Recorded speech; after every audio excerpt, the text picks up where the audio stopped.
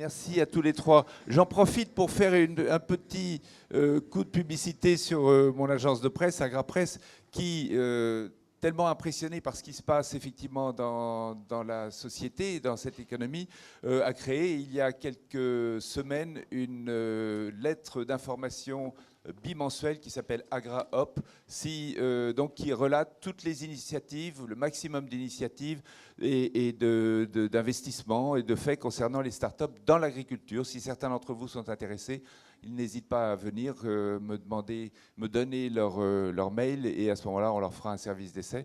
Mais si on a lancé cette lettre d'information, c'est que vraiment, on constatait qu'il se passait quelque chose. Alors, merci à tous les trois. On va centrer un petit peu la discussion sur l'agriculture de précision. On est vraiment là dans l'application, avec à la fois ce qui se passe au niveau de l'agriculture et puis les prestations de services, les produits qui sont proposés sur cette question-là. Alors, je vais m'adresser à Hervé Pillot d'abord, qui est agriculteur, Hervé, et vous avez écrit un livre d'ailleurs qui s'appelle Agronuméricus, je ne me trompe pas? C'est ça, oui. C'est ça, qui est un peu une défense et illustration du numérique appliqué à l'agriculture. Alors, agriculture de précision, Hervé, on n'a pas attendu le numérique pour faire de l'agriculture de précision. C'est quand même une technique qui existe depuis pas mal d'années. Qu'est-ce que le numérique apporte de plus aujourd'hui? Le numérique va apporter en plus, en fait, ce qu'on a entendu tout à l'heure, je pourrais le résumer en 2 mots, c'est passer d'une agriculture intensive en utilisation d'intrants à une agriculture intensive en utilisation de connaissances. Aucun cerveau humain n'est capable d'agréger suffisamment de connaissances pour faire ce que Bruno Parmentier nous a dit tout à l'heure, c'est-à-dire pouvoir reproduire ce que fait la nature. La nature est... Il faut qu'on ait l'humilité de penser qu'aucun homme n'est capable de faire ce que la nature fait. Première chose, il n'y a pas de déchets dans la nature. Je l'avais mis dans mon premier livre, je ressors un deuxième au mois de février, qui sera la continuité de ce que j'ai déjà fait là-dessus. La nature n'a pas de déchets déjà. Nous, on émet des déchets, la nature n'en émet pas. Ça veut dire qu'elle est capable de tout recycler.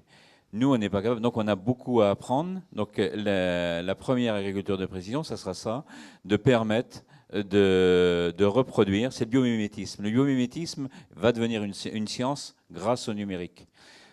Si vous me permettez de revenir une seconde sur ce qui a déjà été dit, il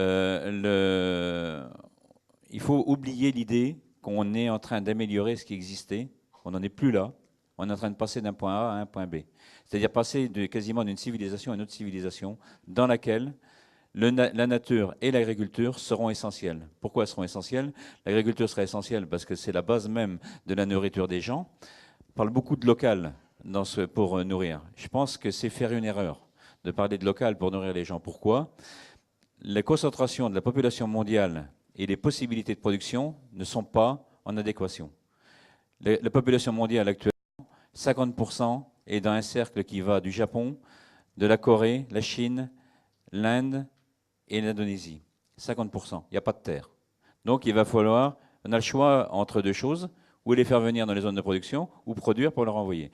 Donc ça, c'est une première chose. Donc à partir de là, après, il faut mobiliser des connaissances pour produire là où on le peut, parce qu'on peut produire dans ces régions-là. Ça sera une agriculture complètement différente, en laquelle je crois, dans certaines circonstances, qu'est l'agriculture urbaine, qui sera, je pense, le stade ultime de l'agriculture de précision, qui va se développer dans certaines zones. Et puis après, dans des zones plus classiques comme les nôtres, on va passer effectivement à cette agriculture-là pour utiliser ce que fait la nature. Je partage totalement ce qui a été dit tout à l'heure par rapport au rôle que vont jouer les startups et que vont jouer les multinationales. Je ne suis pas plus inquiet que ça sur cette concentration qui se passe. Pourquoi? On est en train de passer d'une société de concentration de l'économie à une société de mise en réseau de l'économie. Et ça, ces boîtes-là, si gigantesques que soient-elles, elles n'ont pas compris. Et c'est celles qui vont le comprendre. Peut-être leur un clin d'œil, il y a mes amis de la ferme digitale qui sont là. Pourquoi? Parce que c'est ce qu'ils essayent, c'est ce qu'on essaye à travers ça de faire, avec nos modestes moyens de quelques startups pour le moment, plus on l'espère demain, d'autres vont le faire. Et là, il y a un vrai enjeu pour savoir comment on va réussir ou à faire évoluer nos organisations professionnelles vers ces éléments-là, ou alors elles seront remplacées. Mais de toute façon, on n'échappera pas à aller vers cette agriculture. J'aime mieux utiliser le terme agriculture utilisatrice de connaissances qu'agriculture de précision. C'est la même chose, mais je pense que c'est plus parlant. D'accord. Mais alors, vous êtes agriculteur. D'ailleurs, vous produisez quoi?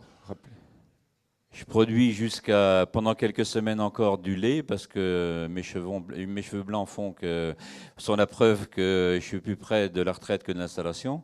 J'ai 59 ans, donc le troupeau laitier va partir aussi pour des raisons économiques parce que on a quand même passé des années pas faciles. Je suis jamais chez moi en fait. J'arrive d'Afrique et j'y retourne demain. Là-bas, il y a des choses exceptionnelles qui se font en matière d'agriculture de précision. Je peux vous dire qu'on n'a absolument rien à leur apprendre. C'est exceptionnel ce qui est en train de se passer sur ce continent. Là-bas, il y a de la terre. Là, il y a des choses à y faire. Et j'exploitais une ferme d'élevage laitier avec mon épouse, avec un petit peu de céréales. On a 500 000 litres de lait de quota et puis du maïs grain irrigué. Alors, donnez-nous un exemple, parce que tout le monde n'est pas agriculteur dans la salle. Donnez-nous un exemple précis d'agriculture de précision. Est-ce qu'on peut dire qu'au fond, ces techniques permettent, s'il y a une attaque de petites bêtes sur un champ, de traiter dès le début 1 mètre carré pour éviter d'avoir à traiter l'ensemble du champ avec des pesticides? Je vais vous donner un autre exemple qui est le seul véritable exemple, personne n'en parle, mais connu d'agriculture ou d'élevage de précision, c'est la génomique bovine. Depuis 40 ans, on a agrégé énormément de données sur les bovins, particulièrement sur les bovins laitiers, qui permettent d'indexer des taureaux, c'est-à-dire de connaître la génétique des reproducteurs de façon très précise, qui nous amène maintenant à connaître les génomes de ces animaux dès leur naissance, grâce au big data. C'est le seul exemple mondial, grâce à une association qui s'appelle Interbul, qui a fait du réseau sans le savoir avant tout le monde, qui permet cette précision-là. Donc ça, c'est le plus bel exemple qu'on a, réel, concret, existant, à la fois d'utilisation du big data et d'élevage de précision, qui nous permet maintenant d'avoir, si on met un taureau améliorateur en mamelles, pour avoir des mamelles ou des vaches, je reprends ce que disait Bruno tout à l'heure avec les mammites, qui n'aura pas de mammites ou qui aura des bons pieds, on est sûr à 90% du résultat. C'est exceptionnel. Donc ça, c'est pour le domaine de l'animal, c'est un exemple. Dans le domaine du végétal, ben là, mes voisins le diront mieux que moi, parce qu'eux, ils sont sur ces éléments-là. On a un certain nombre d'outils maintenant qui nous permettent de scanner les parcelles. C'est ce que fait Erinov avec ses drones, qui nous permet de scanner des parcelles. D'autres le font avec des capteurs sur le matériel ou dans la terre, des sondes capacitives, qui nous permettent d'avoir des éléments de précision qui permettront de mettre la bonne dose au bon moment, au bon endroit. Le problème des nitrates dans l'eau, c'est le problème du verre qui est trop plein. Tant qu'on met la quantité dans la terre pour nourrir la plante qui est dessus, c'est pas un problème. On peut après dire comme ça qu'il y a d'autres moyens d'y arriver. J'en suis convaincu aussi. Il faudra du temps quand même. Et on ne le fera pas par des réglementations, on le fera que par l'innovation. J'en suis aussi profondément convaincu. Mais dans un premier temps, si on arrive à apporter la bonne dose au bon endroit au bon moment, grâce à ces technos-là, on y arrivera. On a un deuxième temps qui va nous arriver, qui doit nous arriver, moi je ne sais pas si les données du drone d'Erinov, les données des sondes capacitives de Winat, les données des tracteurs de John Deere sont les meilleures. Ce que je sais, que c'est le jour où on arrive à les mettre ensemble, et c'est tout l'enjeu de ce qui a été dit tout à l'heure par rapport aux plateformes de données, si on arrive à les mettre ensemble et les entrer dans des algorithmes, là on va véritablement avoir de l'agriculture de précision. Et je vois le représentant d'IBM devant moi. On aura un autre outil qui va être essentiel pour nous là-dedans, c'est des supercalculateurs comme, j'ai oublié le nom, Watson, qui nous permettront, on n'aura même plus besoin demain d'avoir de faire les API a priori vont se faire par les machines. Donc il va falloir qu'on sache utiliser tout ça et le mettre en réseau. Le maître mot, je pense, d'agriculture de précision, ça sera la mise en réseau. Mais alors, dans l'agriculture, il y a vous et les autres agriculteurs, si je puis me permettre. Vous avez l'air tout à fait préparé. Est-ce que le monde agricole en général, et en France, on est quand même plutôt bien placé, mais est-ce que ça suffit? Est-ce que le monde agricole est prêt et formé pour gérer et maîtriser ces outils, dialoguer aussi de manière constructive avec les prestataires? C'est le degré d'adversité des situations qui fera l'adaptation. Je vous ai parlé de l'Afrique tout à l'heure. L'Afrique, il faut oublier de penser que l'Afrique va passer par tous les stades par lesquels on est passé pour passer d'une situation de moyenâgeuse par endroit au XXIe siècle. Ils vont passer tout de suite au XXIe siècle parce qu'ils sont dans l'adversité ultime. L'Asie aura quelques problèmes qui vont les emmener dans l'agriculture urbaine. Chez nous, je dirais à toute chose, malheur est bon. C'est peut-être terrible de parler comme ça, mais la crise qu'on est en train de vivre, moi je suis convaincu d'abord que ce n'est pas une crise, qu'on est rentré véritablement dans ce changement de civilisation qu'on subit. Et c'est à travers cette adversité qu'on va y arriver. Bruno tout à l'heure a parlé de ce qui s'est passé dans la Beauce cet été. Alors, je modérerai un peu ces propos par le fait qu'on a eu une fois en 70 ou 80 ans le drame. Avant l'agriculture actuelle, c'était à peu près tous les 10 ans qu'on avait des famines. Donc malgré tout, si on va sur du temps long, on a largement amélioré les choses. Et je pense que ces crises, comme on les vit actuellement, c'est ça qui va nous faire évoluer. C'est pas ce qu'on a appris a priori. Bien sûr, c'est important d'apprendre des méthodes quand on est à l'école pour les mettre en œuvre après et se former après tout au long de la vie. Mais quand on est dans une zone de confort, on n'évolue pas, hein. Pourquoi évoluer quand on est dans une zone de confort? Ça ne sert absolument à rien. Là, on est sorti d'une zone. L'agriculture française est sortie d'une zone de confort relatif, mais quand même intéressant depuis les années 60, même si les choses ne sont pas roses. Là, on a franchi un pas qui est terrible. Et c'est à travers ce pas, j'ai entendu tout à l'heure, je pense que c'est Henri qui le disait, des jeunes venant d'autres milieux à l'agriculture, ou des jeunes sortant de l'agriculture qui sont partis voir ailleurs ce qui se passe pour y revenir après. Je pense que c'est de là que viendra le salut. Parce qu'on apprend de ce qu'on voit, on apprend de ce qu'on a des autres et on apprend de l'adversité dans laquelle on est. Yannick Lévy, vous êtes donc vice-président de Parotte. Oui, bonjour. Bonjour. Un grand producteur, on peut le dire maintenant quand même, un grand ou un des leaders de la production de drones. Mais vous ne faites pas que des produits, vous ne faites pas que des appareils, vous avez aussi donc une filiale ou deux, je crois même, qui assure le service pour les agriculteurs, puisque ce ne sont pas eux, il me semble, qui vont piloter directement les drones, encore que. Oui. Quel est le développement en France, par exemple? Où en est-on de l'agriculture de précision conduite justement grâce à ces drones? Est-ce que votre marché est déjà important? Est-ce que vous êtes largement présent dessus? Je refais un peu d'historique. Donc, nous, chez Parotte, vous nous connaissez peut-être à travers les drones plutôt grand public, hein, ceux qui sont vendus à la FNAC et autres pour s'amuser le week-end.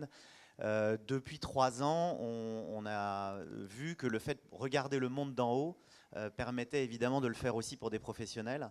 Et assez rapidement, dans les études de marché autour du sujet du drone, est ressortie l'agriculture. Donc on est vraiment, je dirais, arrivé avec un autre angle sur le sujet de l'agriculture, vraiment l'angle techno et l'angle marché. Pourquoi l'agriculture a été vue très vite comme un sujet important? Parce que vous êtes en zone rurale, donc d'un point de vue des populations au sol et réglementaire, c'est évidemment plus facile de faire voler quelque chose au-dessus d'un champ que de le faire voler en plein Paris. D'autre part, évidemment, on s'est dit que le drone était une manière de regarder ces champs qui deviennent de plus en plus grands et que donc les agriculteurs ont de plus en plus de mal à observer au quotidien en étant au sol.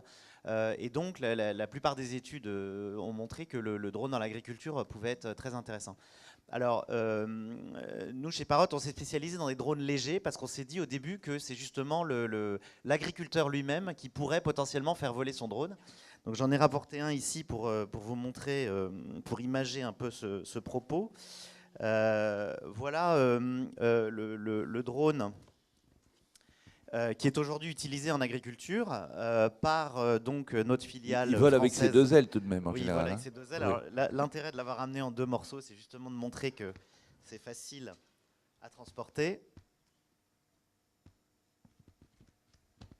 Voilà, donc là vous l'avez avec les 2 ailes.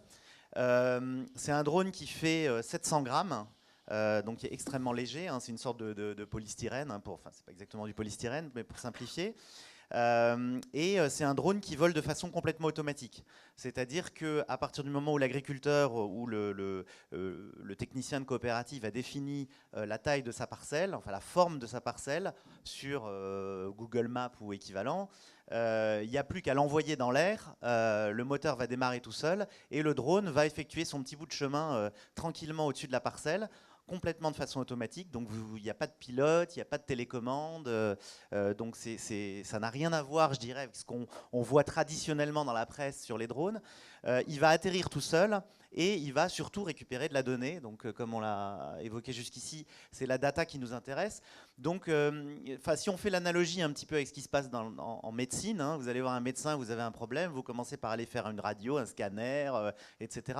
On cherche à faire la même chose avec les champs. Donc on cherche à regarder les champs d'en haut et on cherche à les regarder pour essayer de retrouver finalement l'équivalent là aussi de ce que le médecin ferait à l'époque, une biopsie ou autre, c'est-à-dire plutôt que de couper des plantes, les peser, essayer de comprendre au mètre carré à tel endroit du champ combien est en train de pousser, bah, au lieu de ça on va essayer de le regarder d'en haut avec, sur des fréquences particulières, avec des caméras et des capteurs particuliers pour essayer de corréler ça justement avec de la biomasse au sol, la quantité de chlorophylle, et donc de pouvoir donner un conseil à l'agriculteur.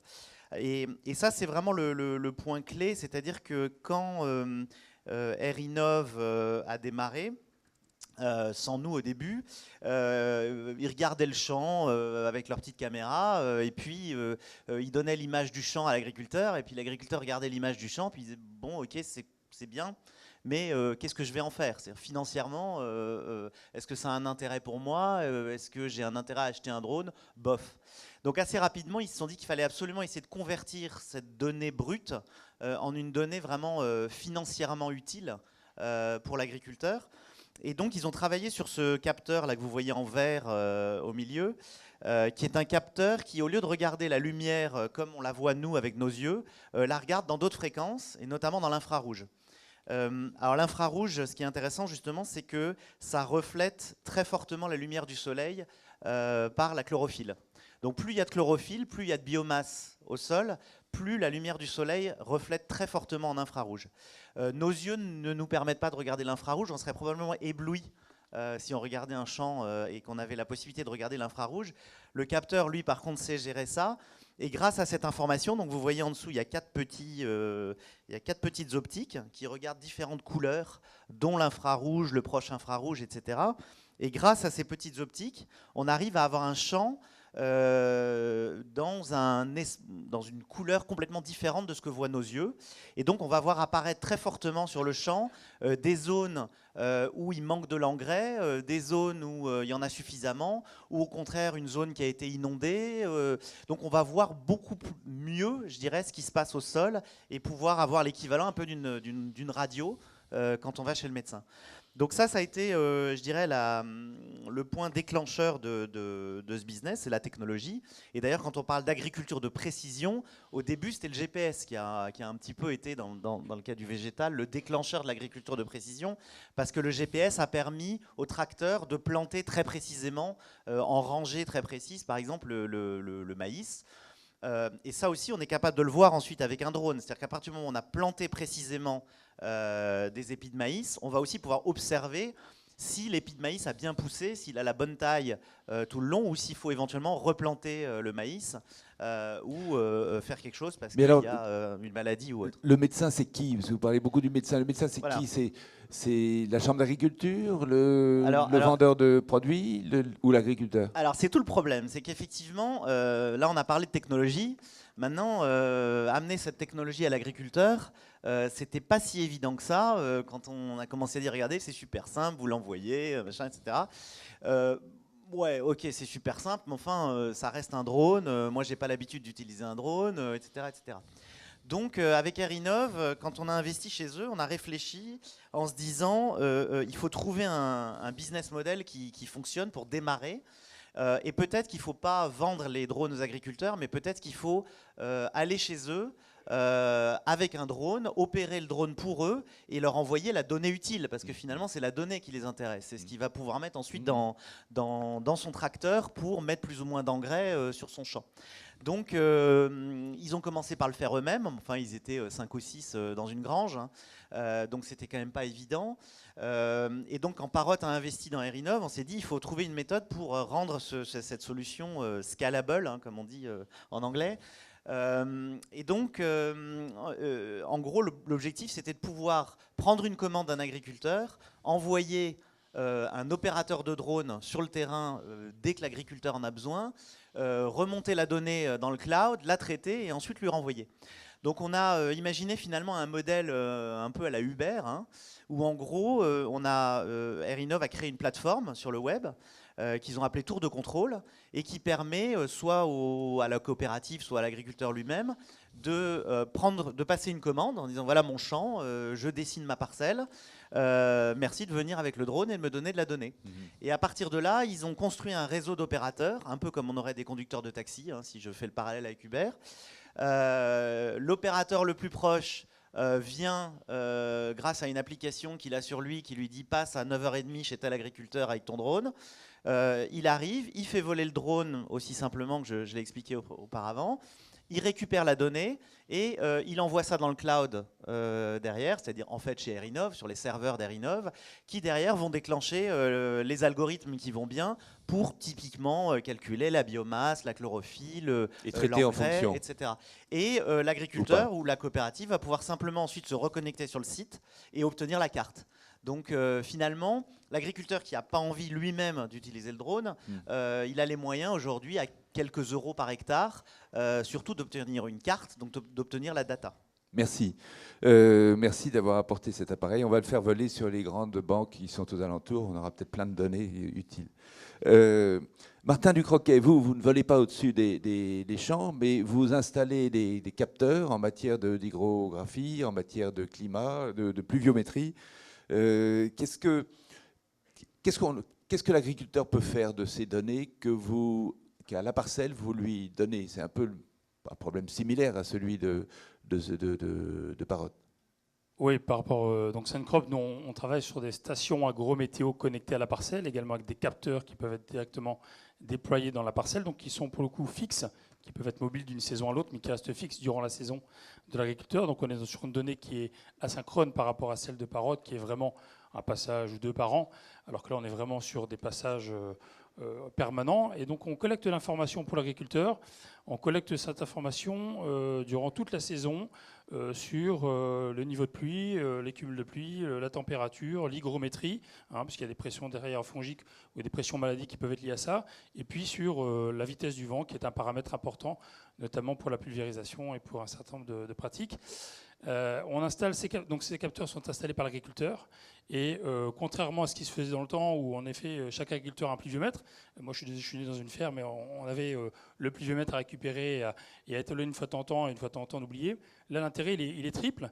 Il est d'une part pour l'agriculteur de mieux s'organiser et un peu de mutualiser aussi dans le cadre d'une CUMA ou de travaux en commun le travail avec ses voisins ou avec une coopérative. Il va pouvoir dire je vais intervenir à tel endroit plutôt que tel autre, sachant que j'ai eu une pression par exemple de pluie forte. On sait que la pluviométrie, la météo est très locale. Donc c'est une question d'organisation d'abord. Ça lui sert d'abord à ça. Le deuxième niveau, donc on est sur un aspect organisationnel, hein. Le deuxième niveau, c'est vraiment un aspect plutôt agronomique, où on va pouvoir, nous on est fournisseur de données certifiées, on va pouvoir alimenter tous les modèles que développent un certain nombre d'instituts techniques, de coopératives, de firmes, de toutes, ou potentiellement même de sociétés privées qui peuvent modéliser, apporter cette connaissance qu'on va développer dans les prochaines années, sur la prochaine décennie. Et donc nous, on va alimenter, via des API ouvertes, pour les gens qui sont intéressés, ces modèles, pour qu'il y ait une restitution et que les gens qui font l'agronomie restituent à un moment donné à l'agriculteur une information sur attention, risque sur telle maladie, attention, c'est le moment d'intervenir dans tel et tel sujet. Donc la data va alimenter en effet les systèmes et les modèles agronomiques. Et puis le troisième niveau, cette donnée, l'agriculteur peut la consulter quand il veut, elle est stockée directement dans le cloud. Donc il y a un niveau de traçabilité aussi importante. on fait le lien entre l'agriculture et l'alimentation, on en parlera cet après-midi. L'agriculteur, lui aussi, doit quelque part montrer patte blanche sur quand est-ce qu'il est intervenu, dans quelles conditions il est intervenu. Ça commence tout doucement avec des niveaux de pulvérisation quand le vent est inférieur à 19 km/h, par exemple. C'est une obligation légale. Demain, peut-être que la société civile renforcera ses contraintes légales vis-à-vis de l'agriculteur, ou en tout cas lui imposera peut-être un cadre. Et dans ce cadre-là, le fait de pouvoir tracer ça, d'avoir des courbes qui disent que voilà, je suis intervenu tel jour dans telle parcelle à tel moment, c'est une information qui intéressera ou qui pourrait restituer ou enrichir, pourquoi pas même une offre commerciale demain d'un producteur par exemple. Donc vraiment 3 niveaux d'information sur une donnée simple qui est la donnée à la parcelle. Alors, sur vos 2 exemples et d'une manière générale, il me semble que ces technologies, pour y avoir accès, il faut investir, il faut que l'agriculteur investisse. Pas forcément seulement en formation, mais peut-être en équipement, ou en tout cas achète des services. Est-ce que ces produits ne sont pas, et ces services, ne sont pas finalement réservés à une certaine catégorie d'agriculteurs, les plus importants, est-ce que ceux qui ont le plus de surface pour amortir des coûts, est-ce que finalement ce n'est pas une cause supplémentaire de concentration de l'agriculture, chose qu'aujourd'hui on essaye en tout cas le citoyen aimerait bien qu'on reste à une agriculture relativement à taille humaine. Alors je dirais qu'il y a, non, on prend le contre-pied de tout ça. On n'est pas les seuls, mais on est vraiment pour le coup les plus accessibles sur nos technos. Pourquoi ? Parce qu'on veut que ce soit complètement démocratisé, que tout le monde puisse l'approprier. Pour information, par exemple, grâce au réseau bas débit longue portée qui ont été déployés à partir de sociétés françaises comme Sigfox, LoRa, Covivio et d'autres, et qui, grâce à ces réseaux, on peut accéder vraiment de manière simple et pas chère à ces technos et à ces datas qui remontent toutes les 15 minutes directement de la parcelle. Ça, c'est le premier point. Donc l'accessibilité prix, elle est rendue possible maintenant grâce à des réseaux bas débit notamment. Le deuxième point, c'est qu'en effet, les capteurs, nous on intègre un certain nombre de capteurs, les prix des capteurs évoluent vraiment à la baisse. Et donc aujourd'hui, on est capable de sortir des produits, nous concernant, sur des capteurs à la parcelle, qui vont coûter quelques centaines d'euros en équipement pour l'agriculteur, one shot. Donc il va s'équiper, il est parti pour plusieurs années. Et ensuite, il va pouvoir récupérer via un abonnement de 6 euros par mois des informations en temps réel et qui pourra d'ailleurs potentiellement traiter de manière complémentaire avec des données qui ont été collectées par d'autres capteurs, que ce soit des drones, que ce soit par des données satellitaires ou des données dans le sol. Donc c'est l'agrégation de toutes ces données et la mutualisation aussi entre agriculteurs, parce qu'on travaille beaucoup avec des COP, on travaille avec des CETA, on travaille avec des GDA, etc. Et on sent bien que cette information, elle est beaucoup plus riche si elle commence à être partagée.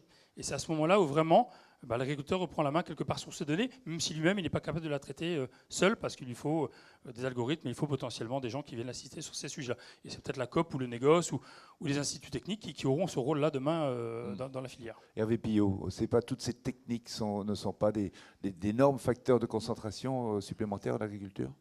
Non, je ne pense pas. Martin vient de le dire dans ses derniers mots. Je l'ai dit tout à l'heure, de toute façon, l'efficacité réelle de tous ces outils-là sera dans la mise dans des algorithmes des différentes données venant de tous leurs outils. Ça, moi, je ne suis pas capable de dire, mais eux, je pense non plus, de dire quel est le bon des deux qui va donner la bonne précision.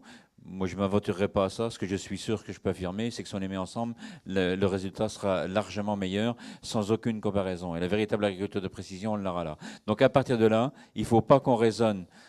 Je vous ai dit tout à l'heure qu'on changeait de monde. On passe d'un monde de la propriété à un monde de l'usage. Et à partir de là, l'intérêt du capteur, qu'il soit dans le ciel, qu'il soit sur le tracteur, qu'il soit dans le sol, il est par l'usage qu'il nous donne, par le data qu'il nous donne.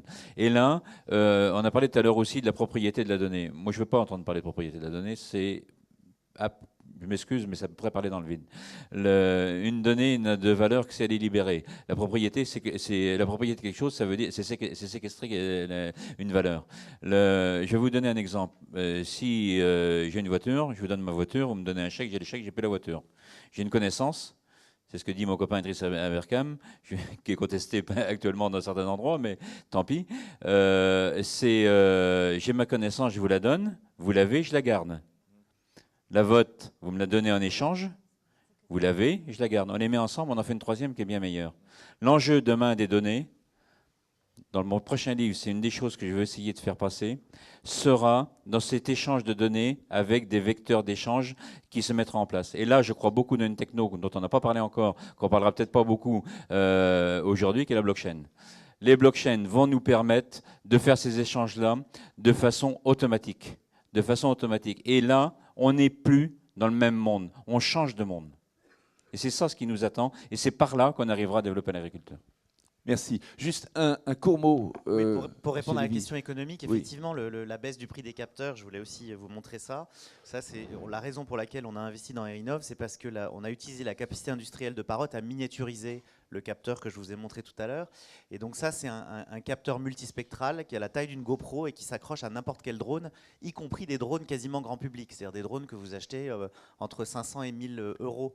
Donc l'investissement initial dont vous parliez tout à l'heure est vraiment de plus en plus bas. C'est des technologies qui sont quasiment de la technologie grand public qu'on met à disposition des agriculteurs parce qu'ils sont en grand nombre et qu'on veut leur donner accès à ces nouveaux moyens technologiques. Donc au contraire, je dirais qu'on redonne justement de l'information à l'agriculteur, quelle que soit sa taille, et on va même jusqu'à lui fournir le service pour le rendre ça encore plus facile. Ok, merci. C'est bon? Merci beaucoup. J'ai juste un dernier point dans la table ronde. On avait dit qu'on parlait d'une nouvelle forme de production et de productivité et de durabilité. Donc j'aimerais bien avoir votre avis sur le côté agriculture de précision qui apporte de la durabilité dans la production.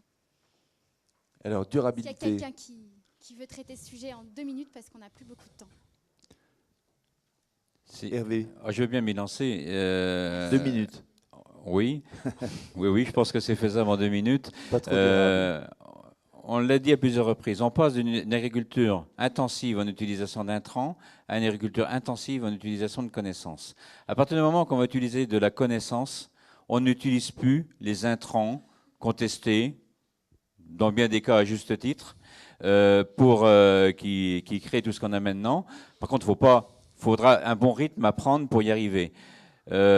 Pour ces choses, j'ai l'habitude de dire qu'il faut qu'on ait à la fois l'ambition et l'humilité des bâtisseurs de cathédrales. C'est-à-dire de penser qu'on fait quelque chose de gigantesque, mais celui qui va poser la première pierre ne mettra pas le coq sous le clocher.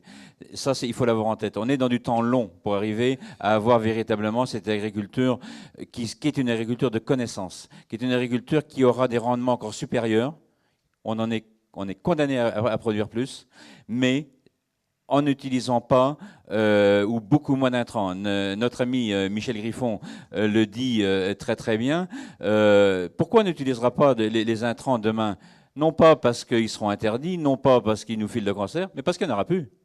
Parce qu'il n'y aura plus le pétrole pour les faire. Donc, il va falloir qu'on passe à autre chose et qu'on passe à cette agriculture qui sera une agriculture beaucoup plus naturelle, qui sera positive pour le climat, qui va stocker du carbone, mais l'enjeu premier, c'est pas celui-là, l'enjeu premier sera malgré tout de nourrir.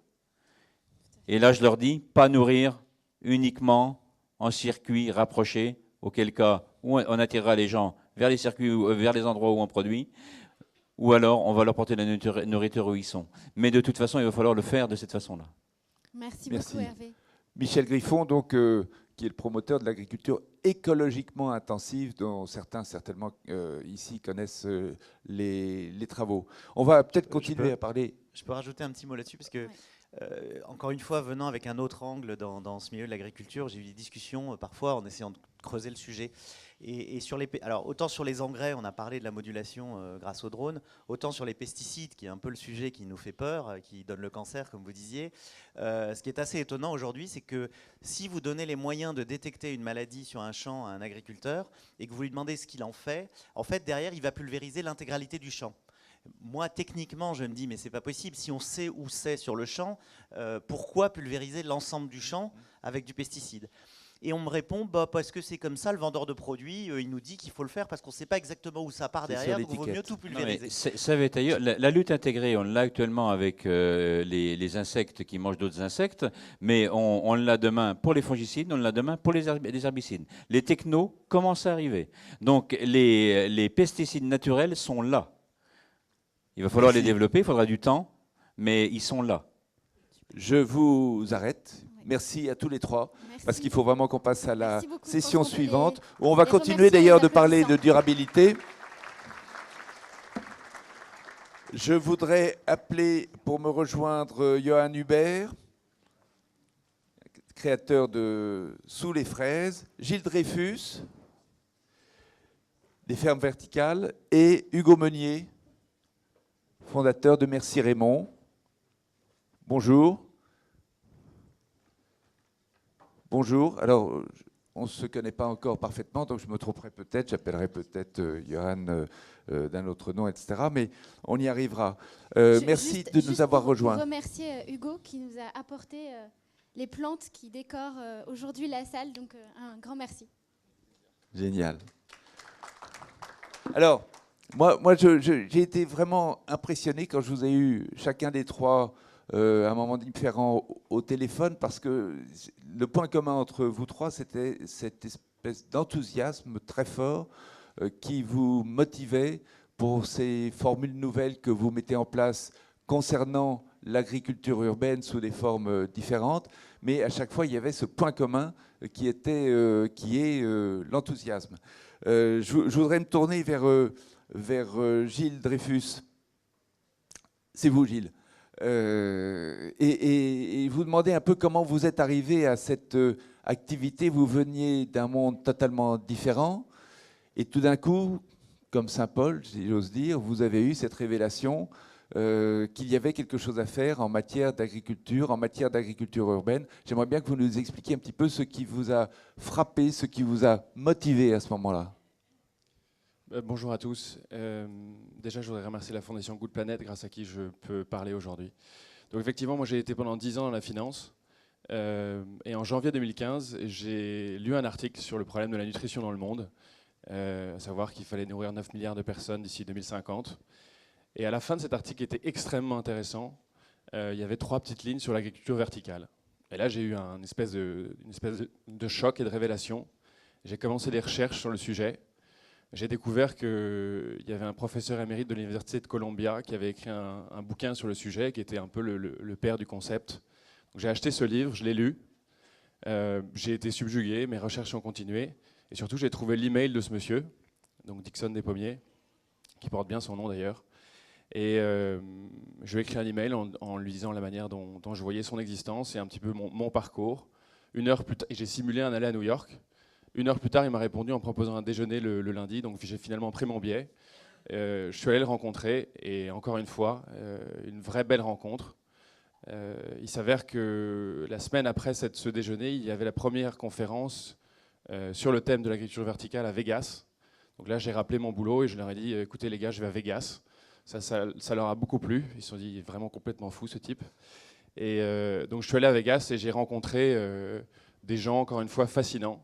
Je suis rentré à Paris et j'ai plaqué mon job et j'ai décidé de me dédier à 100% à ce thème d'agriculture verticale. Donc, alors aujourd'hui, vous faites quoi? Absolument.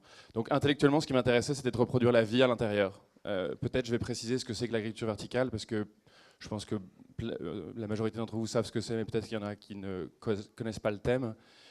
L'agriculture verticale, ce n'est pas les murs végétaux auxquels vous pouvez penser, c'est vraiment de optimiser 1 mètre carré en ville en faisant pousser sur plusieurs niveaux.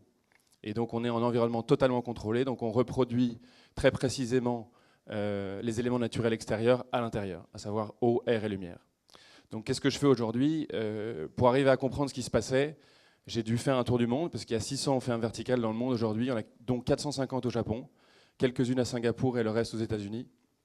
Et tout simplement, comme je n'y connaissais absolument rien, et j'étais simplement fasciné, j'ai dû faire ce tour du monde. J'ai été 3 fois au Japon, j'ai été beaucoup aux États-Unis. Et ce qui m'intéressait vraiment, c'était de produire, que la plante soit au centre de mes préoccupations, et de produire, de redonner du goût, et que la qualité nutritive soit vraiment au centre de ce que j'allais constituer.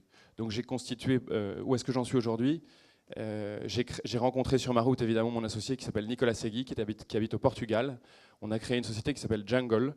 On vient de finir notre tour de financement pour cette société. Donc on a levé 700 000 € pour faire un pilote de recherche où on va utiliser 3 bacs de cultures différentes, 3 types de lumière différentes, 3 types de circulation de l'air différentes. Et on travaille aussi avec une société qui s'appelle Cool Farm, qui nous donne qui en fait est spécialisée dans dans la collection de data, donc qui a créé un système de cloud pour réunir toutes les informations concernant l'eau et l'air. Donc à chaque instant, vous avez une vision très précise de la composition de votre oxygène, de votre CO2, de votre eau, de votre pH et des nutriments qui circulent dans vos plantes. Donc ce test va commencer en janvier. Et la prolongation de ce test va être la Ferme Verticale, qui est une société française que j'ai créée en octobre 2015. Et au 3e trimestre 2017, j'espère, on va avoir une opération qui va faire 2000 m² juste à côté de la porte d'Orléans, où on va cultiver des fruits et légumes. Voilà. À destination de Paris? Absolument. Circuit court? Absolument, circuit court. C'est l'objectif des fermes verticales, donc de produire en ville pour que les circuits de distribution soient les plus courts possibles et que le produit soit le plus frais possible et qu'il ait la qualité nutritive optimale. Donc on est en plein dans la durabilité, économie d'intrants et de moyens. Absolument. Et circuit court. Oui. Donc l'idée, c'est vraiment de réduire au maximum cette distance entre la production et la consommation, entre la récolte et la consommation. Et surtout de réduire à quasi néant les produits toxiques et chimiques qui sont utilisés dans les productions. Mais qu'est-ce qui vous motive? C'est l'idée qu'il y a 9 milliards de personnes à nourrir bientôt? C'est l'idée de produire des fruits et légumes particulièrement savoureux? Qu'est-ce qui vous motive principalement? Ce qui me motive principalement, c'est le goût et la qualité nutritive.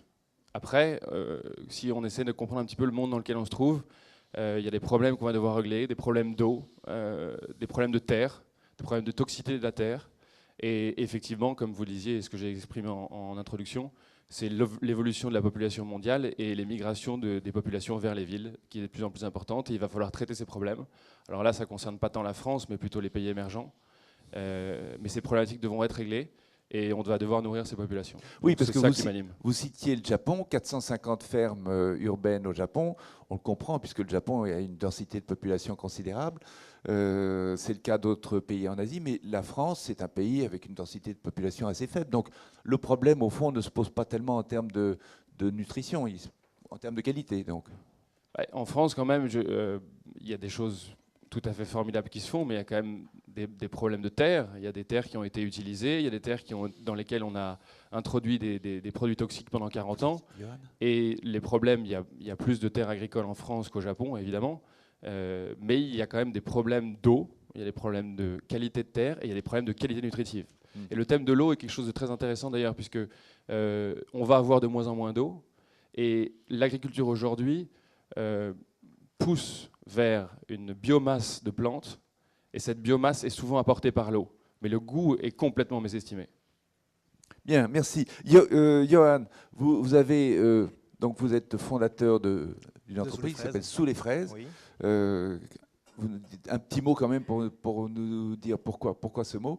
Mais est-ce que vous avez été motivé par les mêmes choses, nourrir et nourrir bien les citadins? Dans votre initiative? Pas exactement. Sous les fraises, c'est une entreprise qui est née d'un projet qui a une vingtaine d'années, 2 technologies qui ont été brevetées. C'est un projet qui a été développé à Grenoble avec des ingénieurs du CNRS et du CEA.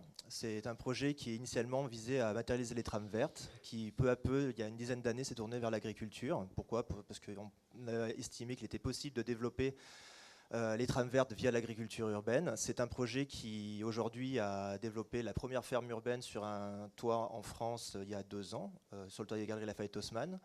C'est un projet qui en a livré 3 autres il y a cette année et qui en a 3 autres en construction et qui en prépare une dizaine d'autres.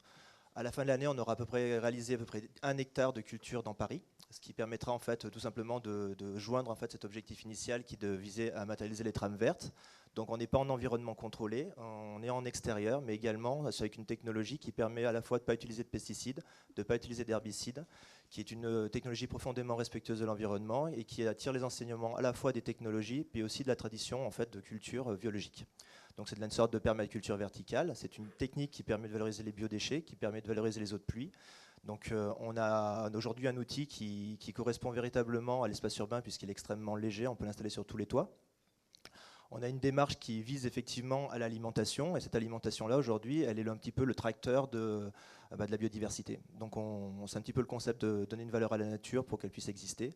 Et donc c'est un projet qui, aujourd'hui, est passé de 3 personnes il y a 2 ans, lorsque l'entreprise a été créée, à une quinzaine de personnes aujourd'hui. Et donc, vous gérez vous-même, vous êtes propriétaire de ces fermes. Vous êtes exploitant sur 1 hectare, si on ajoute l'ensemble, sur 1 hectare de terre. En exploitant des surfaces, on permet de valoriser les modèles, enfin, tout simplement le modèle économique qu'on a développé, afin de permettre à tous ceux qui nous accueillent de pouvoir justement valoriser leur surface et de faire en sorte que ça rentre dans une logique économique. Et quel type de population vous voulez servir? On sert quel client? déjà des entreprises de l'agroalimentaire, on sert des entreprises, on sert des grands chefs. Et aujourd'hui, on a une autre diversification qui est en train de se mettre en place. On pourrait imaginer sur vos fermes des petits élevages de volailles ou d'autres, où vous êtes limité vraiment sur le maraîchage Il y a une dizaine d'années, on a développé les poules sur des toits avec des installations qui étaient à Grenoble. C'est pas notre métier, c'est complexe. L'agriculture urbaine, c'est déjà une connaissance technologique, c'est une connaissance du bâtiment, c'est une connaissance de la culture des végétaux. C'est extrêmement complexe à mettre en œuvre, c'est extrêmement complexe à tenir dans la durée. Donc on s'est concentré sur notre métier pour bien le faire et on laisse à d'autres le loisir de développer l'élevage. D'accord. Mais qu'est-ce qui vraiment vous motive? Pourquoi au fond, je parle presque d'une manière un peu philosophique, pourquoi aller produire, alors qu'on a beaucoup de terres agricoles en France, et notamment dans les périphéries des villes, même s'il y a du mitage, même si elles ont tendance à se réduire, tout le monde le sait, pourquoi au fond aller en ville? Je vous ai répondu initialement, c'est-à-dire que le projet initial, c'est de développer les trames vertes et les trames bleues. Donc pourquoi l'agriculture urbaine? Tout simplement pour matérialiser les trames vertes. La ville a besoin de nature, elle a besoin de biodiversité, les hommes ont besoin de cette nature, ont besoin de cette biodiversité. C'est un des vecteurs pour l'intégrer, c'est un vecteur qui est durable puisqu'il est fondé sur l'alimentation, donc une valeur, tout simplement. Vos fermes sont visitées, peuvent être visitées par on peut s'y promener éventuellement, ou est-ce que ce sont des espaces qui restent clos? Ce sont des espaces de production qui sont clos au grand public. On a une démarche aujourd'hui qui, notamment spécifiquement sur le BHV Marais, va s'ouvrir au grand public, puisque c'est une demande du BHV. Donc effectivement, à cette occasion-là, il y aura la possibilité de faire des visites. D'accord, donc tout de même un aspect aussi pédagogique, pourrait-on dire. Alors, au niveau de l'aspect pédagogique, on a une mallette pédagogique qu'on développe pour les scolaires, pour le grand public, qui va être à disposition dans les semaines qui viennent. Et alors pourquoi sous les fraises? Sous les fraises, initialement, c'est que c'est un projet qui nous a fait... on est parti de Grenoble pour arriver à Paris, parce que le projet était déjà prêt depuis très très longtemps, mais le marché n'était pas là. Et lorsqu'on a senti que le marché était mûr, on a répondu à un appel à projet de la ville de Paris, qui était les végétalisations innovantes. On a répondu à cet appel à projet, on a été lauréat, et c'était un projet de fraises dans une serre, dans le 20e arrondissement. Donc on a cette serre dans le 20e arrondissement sur le toit. Et en tout cas, elle sera finie de monter dans quelques semaines, dans 3 semaines exactement. Et donc cette approche-là nous a permis de développer un projet qui était basé sur les fraises. Et donc on a pensé à Sous les fraises. Ensuite, sous les fraises de la ville, évidemment. Mais évidemment, je tiens à préciser qu'on ne fait pas que des fraises. On a 380 variétés de plantes qu'on maîtrise en termes de nutrition. Et voilà, donc on a un panel un tout petit peu plus large que la fraise. C'est pas sous les pavés la plage que les 68 arts connaissent bien, c'est sous les fraises la ville. Oui, c'est pas une utopie, c'est une réalité. Oui, oui, d'accord. Merci. Hugo Meunier, vous, c'est pas sous les fraises, c'est Merci Raymond. Aussi, ça demande un petit peu d'explication. Ça marche, je sais pas. Alors, pourquoi ce nom? Et est-ce que vous avez l'impression que le lien entre le citadin et le végétal, l'espace vert, devient de plus en plus ténu et qu'il faut que vous investissiez dans ce lien, justement, et la possibilité pour le citadin de connaître davantage cette agriculture? Alors, je voudrais juste revenir sur la création de Merci Raymond. Oui. En fait, à l'origine, c'était le marché de Raymond. On entend là? Je sais pas. Vous mettez bien proche.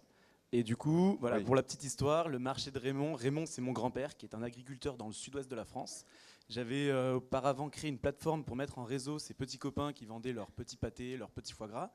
Et ça a fait un énorme buzz. Il y avait extrêmement de médias, d'influenceurs qui avaient vraiment repartagé ce projet-là et qui avait permis à un agriculteur de se faire connaître. Et surtout que Canal+ vienne le filmer dans son champ. Enfin, c'était vraiment une histoire pour lui. Il ne pensait pas que les citadins pouvaient s'intéresser à sa vie. Et de ça est né Merci Raymond. Moi, donc, j'ai grandi à la campagne et je suis venu dans la ville. Et l'idée, c'était de ramener cette campagne et finalement d'avoir vu cet enthousiasme qu'il y avait pour la nature, pour la campagne, quelque chose qui touche tout le monde. On a eu envie de travailler sur le fait de stimuler la main verte de chacun. On est un peuple latin, une plante meurt, on n'a pas envie de la remplacer. Et donc, on a eu une envie de créer ça tendance, en fait, de faire du jardinier urbain quelqu'un qui soit assez stylé, on va dire. Je m'explique. On a créé une collection donc, de vêtements, tout simplement, qui a été le moyen de se faire connaître. Ça s'appelait Jardinier parisien, jardinier urbain, qui a été distribué chez Colette, au Bon Marché, dans des lieux un peu parisiens. Et de ça, Un peu branché bobo. voilà, exactement, complètement. On peut le dire. Et de ça, on s'est rendu compte en l'espace de 2-3 mois, hein, ça a été très rapide, qu'il y avait cette attente et qu'on avait vraiment des choses à faire. Et on s'est dit, bah, pourquoi pas nous aussi végétaliser. Et on s'est intéressé à ces toits, à ces espaces, à ces rues. Et on s'est mis à faire des jardinières avec la mairie de Paris pour le permis de végétaliser, des rooftops pour des brasseries, etc., etc. En plus de ça, on a voulu accompagner d'autres acteurs à y aller, c'est-à-dire des acteurs privés, que ce soit des startups, que ce soit des entreprises du numérique. Donc la punchline, c'était « Vous êtes dans la révolution numérique, inscrivez-vous dans la révolution verte », parce que c'est une révolution qui n'est pas la même en fait. Et donc de là, on a travaillé avec Spotify, avec le Slip français et d'autres startups intéressantes. J'ai ramené un petit modèle qui est assez rigolo. Vous êtes venu avec votre coutil bleu d'ailleurs, c'est tout à fait. C'est votre ligne de vêtements? Non, pas du tout. On a D'accord. arrêté les vêtements en fait. Vous Vraiment, avez le arrêté les vêtement, vêtements c'était vraiment un moyen de se faire connaître. Mais voilà. Et donc en fait, de là, on a stimulé donc cette main verte et on travaille sur plusieurs types d'actions, que ce soit créer des rooftops avec des herbes aromatiques, des tomates, des fraises pour des brasseries dans des lieux différents. Et aujourd'hui, vous en êtes tout de votre développement? Vous pouvez Aujourd'hui, on est sur des levées de fonds, on travaille avec Bouygues Immobilier, on est en train de végétaliser tous les espaces de coworking de Bouygues Immobilier. On va travailler dans le futur incubateur de Xavier Niel pour créer un carré végétal avec une vraie immersion verte dans l'espace. Voilà, l'idée c'est d'aller trouver ces acteurs du numérique et de leur dire stimulez votre main verte, parce que derrière, ce qui est important, c'est que aucun innovateur du numérique pense à forcément aller directement sur le végétal. Ça va être plutôt des agriculteurs que des innovateurs. Et donc derrière, on leur dit jardiner un petit peu. Peut-être que ça vous stimulera sur le Dans votre démarche, si je vous comprends bien, il y a quand même un aspect pédagogique important vis-à-vis du citadin. Lui rappeler que peut-être il a oublié qu'il avait un arrière-grand-père ou un grand-père agriculteur comme vous. Et il faut lui rappeler un peu ce que c'est que l'agriculture. Complètement, ce lien à la terre est très important et c'est quelque chose qu'on a tendance à oublier, même dans la saisonnalité des fruits et légumes de saison. Je ne pense pas que l'autosuffisance alimentaire des villes se fera demain, mais par contre, le fait de faire pousser sur son balcon des tomates ou d'aller acheter des légumes de saison, ça inscrit quelque chose dans un lien avec le consommateur qui est à mon avis primordial dans cette révolution verte d'un point de vue plus global. Et vous aussi, comme vos confrères, vous avez une forte part de technologie dans la manière dont vous faites Alors nous, on va dire que cette innovation, elle n'est pas technologique, et pour reprendre le référentiel de la BPI qui avait été assez intelligent, c'est plutôt une innovation sociale, c'est dans l'approche qu'on va avoir autour du végétal qui va être peut-être un peu plus peps. Voilà. Parce que moi j'ai envie de poser une question, je ne sais pas qui peut me répondre.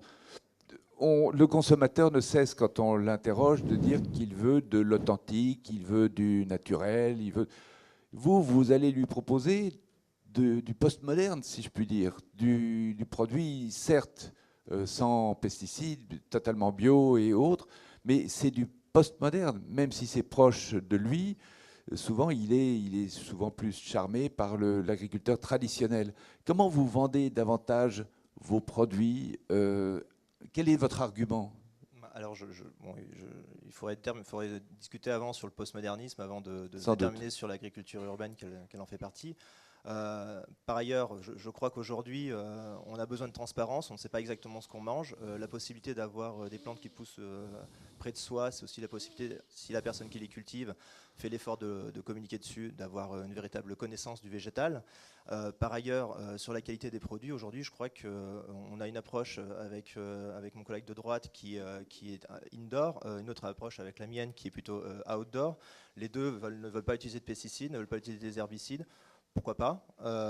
Aujourd'hui, je crois que le végétal, il a la possibilité d'être plus proche des villes. Il a la possibilité d'être de bonne qualité. On peut, quelle que soit la façon dont on cultive, avoir d'excellents résultats. Et dans cette approche-là, bien évidemment, je crois qu'on est tous réceptifs à ça. Moi, le premier, puisque avoir des produits de qualité, c'est important pour moi, c'est important pour ma santé.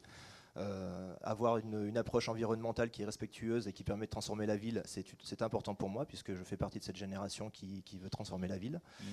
Dans cette approche-là, j'ai besoin de cohérence, j'ai besoin d'authenticité, et donc le fait d'avoir des produits de qualité sur lesquels on va pouvoir communiquer à portée de moi, c'est beaucoup plus rassurant qu'avoir des produits qui sont opaques. Et je ne m'inscris pas effectivement dans la révolution verte, puisqu'elle a une très mauvaise presse ces 30 dernières années, c'est un peu le résultat de l'agriculture qu'on a aujourd'hui. Donc effectivement, j'évite d'employer ce mot-là, effectivement, mais je crois qu'aujourd'hui, on a la possibilité de relocaliser notre approche autour de ces technologies, à la fois low-tech ou high-tech, peu importe, mais évidemment d'avoir une transparence est essentielle et que le consommateur soit au courant de ce qu'il consomme, ça c'est primordial.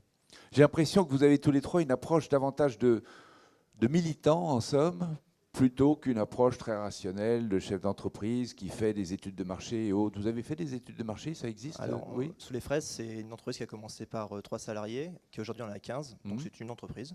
Oui. On a des salaires à payer tous les mois, on a une entreprise à tenir, on n'a pas fait de levée de fonds, donc on s'autofinance. Donc dans cette approche-là, effectivement, je crois Mais ça marche, vous êtes bénéficiaire? On n'a pas fait de levée de fonds, donc si on a 15 salariés, c'est que ça marche. D'accord. Ensuite, dans cette approche-là, effectivement, on n'est pas utopiste, on n'est pas des rêveurs. Par contre, qu'on soit des entrepreneurs qui sont engagés, dans lesquels on ne veut pas reproduire les erreurs du passé, je crois que là, c'est une évidence. Et à travers ça, oui, on est peut-être militant, mais encore une fois, pas utopiste. Gilles, vous êtes autant militant, plus, moins qu'entrepreneur? Moi, je voudrais d'abord répondre à la question d'avant sur le postmodernisme. Je pense qu'il faut être très humble, parce que de vouloir reproduire la vie comme on le fait de différentes manières à l'intérieur ou à l'extérieur, enfin pour moi à l'intérieur, c'est pas du tout du postmodernisme. Tout ce qu'on fait vient de l'agriculture traditionnelle. Il faut savoir d'où on vient, il faut savoir ce qu'on fait. L'idée, c'est effectivement de produire des choses de qualité et remettre la plante au centre des préoccupations et la qualité nutritionnelle. Maintenant, les techniques que moi j'utilise dans mes fermes verticales, c'est de l'hydroponie. L'hydroponie, c'est quelque chose qui est assez ancien. Les jardins suspendus de Babylone, vous prenez le lac Inle en Birmanie, toutes les plantes qui poussent autour du lac nourrissent les 100 000 personnes qui habitent autour de ce lac. Donc on n'a rien inventé. Simplement, ce qu'on prend en compte, c'est le monde dans lequel on se trouve, les problèmes qui se trouvent dans ce monde et le fait qu'il y a de plus en plus de personnes qui vivent dans les villes et comment est-ce qu'on va devoir nourrir ces personnes. Donc voilà ce qu'on est en train d'essayer de faire. D'accord. Vous, par rapport justement aux villes, Hugo, vous avez l'impression qu'il y a une spécificité française? Je crois que vous m'aviez donné des chiffres l'autre jour sur Londres, Paris. On manque d'espace vert à Paris? On manque énormément d'espace vert. C'est vrai que les chiffres en question, on a à peu près 5 mètres carrés par habitant pour la ville de Paris, d'espace vert, là où Londres, ils ont au moins 30 mètres carrés, et à l'époque des Romains, 300 mètres carrés. Donc il y a un vrai déficit, et c'est là-dedans que s'inscrivent aussi toutes les politiques de la ville de Paris, ou même pas que Paris, Marseille, Toulouse ou Caen par exemple, qui essayent de stimuler en fait cette main verte et créer quelque chose avec le permis de végétaliser, qui reste encore à développer parce que c'est vraiment... Permis de végétaliser, ça veut dire possibilité pour tout un chacun de créer un espace vert. Un espace public, une autorisation de l'espace public pour créer un potager, créer un jardin, et donc à terme peut-être ces petits légumes. Voilà. Très bien, merci à tous les trois. On approche de la fin. Peut-être s'il y a une question dans la salle où je n'ai pas eu l'occasion de regarder les tweets. Oui, en fait, le point c'était sur le lien social. Comment vous envisagez votre démarche pour remettre du lien social dans la ville via vos différentes démarches agricoles ou de végétalisation? C'est un peu ça la question. Gilles. Alors en fait, le lien social, c'est une bonne question, mais le sujet, c'est vraiment de savoir l'évolution des villes et l'évolution des campagnes, parce qu'elles vont fonctionner ensemble. En ce qui me concerne, l'aspect social le plus fort dans ce que je suis en train de mettre en place avec mon associé, c'est que toutes les parcelles de terre qui ne seront pas utilisées, enfin que l'équivalent de ce que je vais produire dans mes fermes verticales en ville va libérer des parcelles de terre et va permettre à cette terre de se régénérer, parce qu'elle a été bafouée depuis 40 ans. Et l'aspect social, sociétal fort, et qui peut avoir un impact vraiment sur l'humain, pour l'avenir aussi, c'est ça. Alors, nous avons un environnement social qui est une politique sociale qui est basée sur 3 piliers. 1, on crée de l'emploi, on fait de l'insertion. 2, on travaille sur une maille pédagogique où on développe pour les scolaires une information sur la façon dont on peut cultiver. D'ailleurs, il y a un livre que j'ai écrit il y a quelques années qui résume très bien cette démarche.